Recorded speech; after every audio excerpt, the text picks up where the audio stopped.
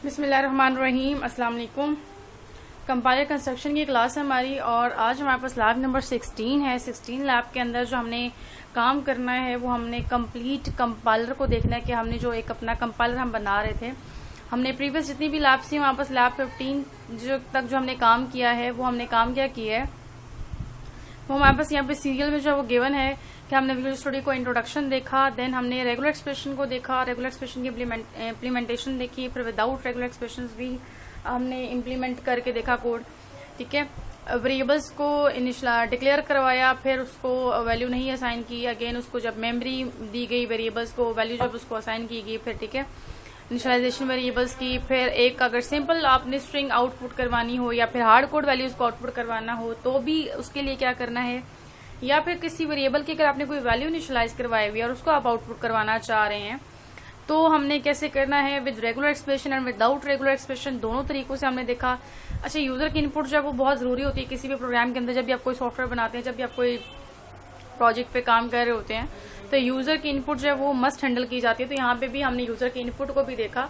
अगर आप कंपाइलर जो है वो बनाना चाह रहे हैं तो वहां पे अगर यूजर को इनपुट देता है तो आपके पास जो है वो अलग से एक फॉर्म होना चाहिए जिसके अंदर यूजर इनपुट दे और उसके बाद बाकायदा जो बाकी प्रोसेसिंग हो सके। ठीक है, फिर अच्छा कंडीशनल स्टेटमेंट्स भी हमने देखी हैं। सिंपल कंडीशन को भी हमने देखा कि अगर आपके पास कोई स्ट्रिंग पास होती है और उसमें आप अगर कंडीशन एवेलुएट करना चाह रहे हैं, फाइंड आउट करना चाह रहे हैं, तो हमने सिंबल्स यूज किए थे, लेस और ग्रेटर और कंपैरिजन ऑपरेटर्स को हमने यूज करके कंडीशन भी एवेलुएट की। ठीक है, फिर लूप्स डिस्कस किए, for loop, while loop, do while loop. ठीक है, अगेन कंडीशनल स्टेटमेंट्स जो थी हमारे पास, ठीक है वो क्या थी हमारे पास, इफ एल्स, स्विच स्टेटमेंट। फिर हमने फंक्शंस को भी देखा कि फंक्शन रिटर्न टाइप और फंक्शन विदाउट रिटर्न टाइप हमारे पास क्या काम करता है। ठीक है, अच्छा ये हमारे पास अब तक तो लैब 15 तक हम लोगों ने एक एक लैब के अंदर ये सारा काम जो वो इम्प्लीमेंट कर चुके हैं। जो आज हमारा काम है वो लैब 16 है और लैब 16 के अंदर जो हमारा टॉपिक लिखा हुआ है वो कंप्लीशन का लिखा हुआ है। कंप्लीशन से मुराद कि अभी तक जितना आप जो है वो पार्ट्स के अंदर आप एक एक टॉपिक आप डिफाइन कर रहे थे। जैसे मैंने एक जो लैब 10 थी उसके अंदर मैंने फॉर लूप करवाया, फिर 11th लैब के अंदर मैंने व्हाइल लूप करवाया, 12th लैब के अंदर डू व्हाइल लूप करवाया। ठीक है, इसीलिए हमारे पास ये सारे टॉपिक्स हैं और ये हमारे पास लैब नंबर है कि हमने इस लैब के अंदर लैब 14 के अंदर स्विच कोड हमने किया था, 15 के अंदर जो फंक्शंस को हमने देखा। तो जितनी भी लैब्स का काम हमने किया है, हमने कंप्लीट एक सीसी का प्रोजेक्ट बनाना है जिसके अंदर हमारी लैब 16 का काम होगा और उसके अंदर कंप्लीट जितना भी ऊपर 15 लैब्स का काम हो सका है वो सारा हमने मर्ज करना है एक प्रोजेक्ट के अंदर। मतलब अगर हम लोग अपने प्रोजेक्ट को रन करें तो उसमें ये तमाम चीजें आपकी हैंडल होनी चाहिए। वेरिएबल डिक्लेरेशन होनी चाहिए, इनिशियलाइजेशन होनी चाहिए। ठीक है, वेरिएबल को उसकी वैल्यू जब आउटपुट अगर करवानी हो, स्ट्रिंग आउटपुट हमें चाहिए हो, यूजर की इनपुट हैंडल होनी चाहिए, लूप्स वहां पे हैंडल हुए होने चाहिए।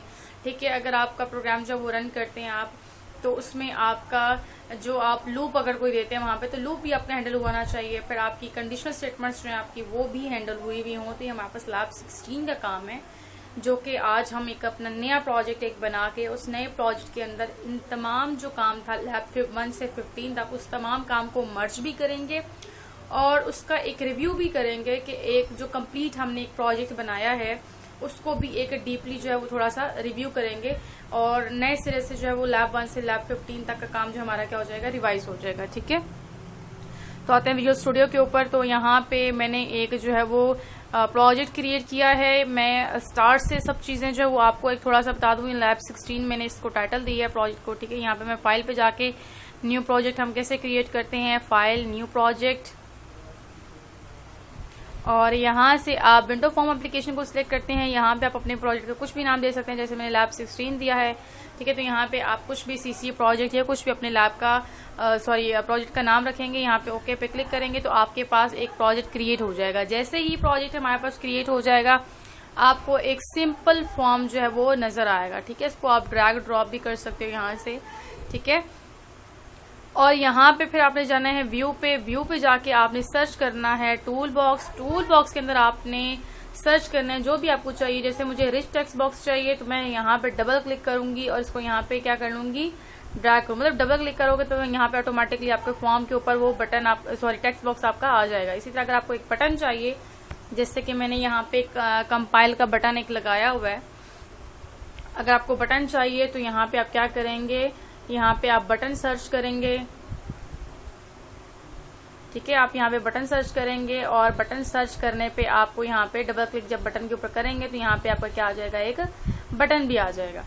ठीक है, ओके जी। अब हमारे पास क्या है, हमारे पास यहाँ पे 3 मेरे रिच टेक्स्ट बॉक्सेस लगे हुए हैं और एक मेरे पास बटन लगा हुआ है विच इज कंपाइल। मैंने इसका नाम रख लिया, अब इसके नेमिंग हम कहाँ से करते हैं, हम यहाँ पे आते हैं और यहाँ पे हम इसका नेम दे देते हैं। ठीक है, मैंने इसका नाम रखा है txt इनपुट, मतलब यहाँ पे जो भी यूजर इनपुट देगा कंपाइल पे क्लिक करने पे यहाँ पे मुझे आउटपुट शो होगी और इसका नाम मैंने रख दिया txt आउटपुट। ठीक है, नेक्स्ट हमारे पास एक और हमारे पास ब्लॉक है जिसके अंदर मैंने जो दिया हुआ है txt एरर।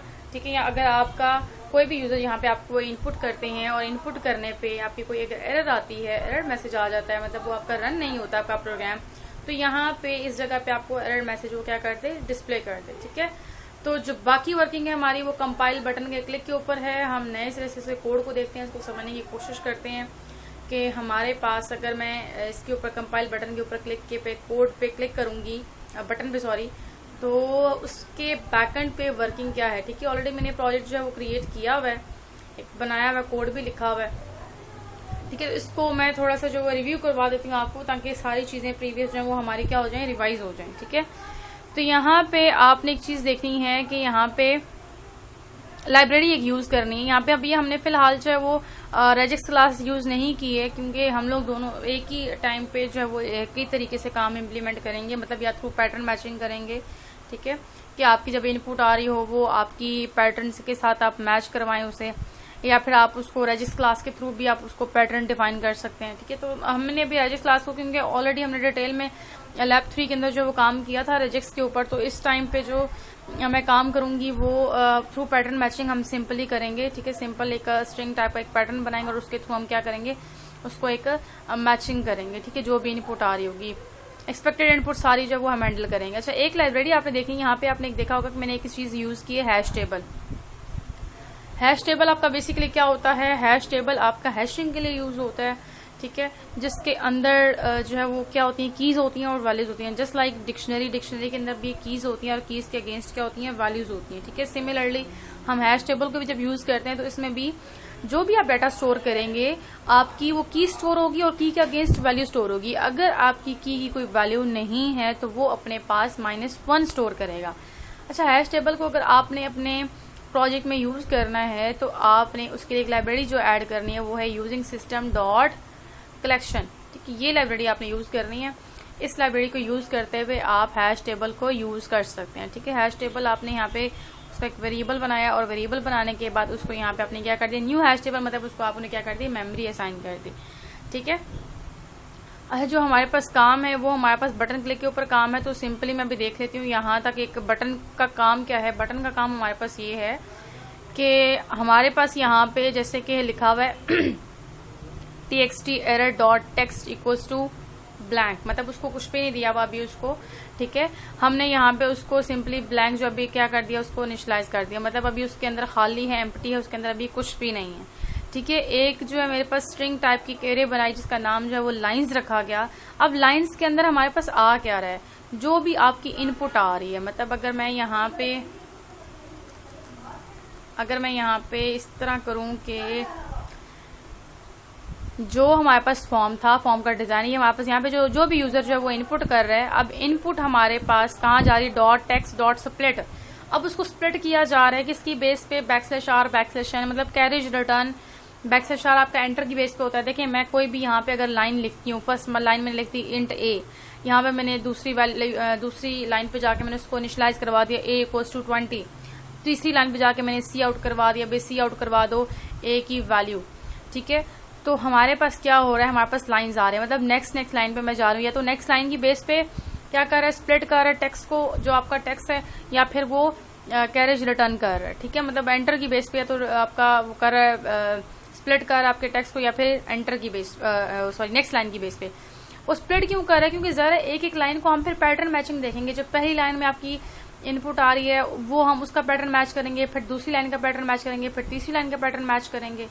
ठीक है, और यहाँ पे आई जो है वो एक इंटीजर, हमने क्या किया, इंटीजर टाइप का एक वेरिएबल बनाया और उसको हमने 0 से इनिशियलाइज करवा दिया।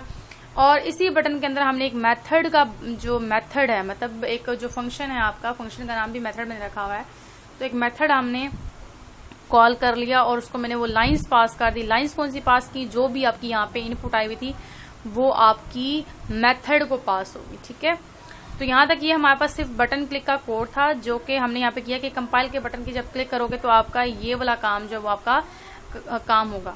ठीक है, तो यहाँ तक हमारे पास ये पार्ट 1 है। नेक्स्ट पार्ट के अंदर मेथड वाला मेथड चेक करते हैं कि मेथड के मेथड में क्या हुआ होगा। ठीक है, थैंक यू, अल्लाह हाफिज।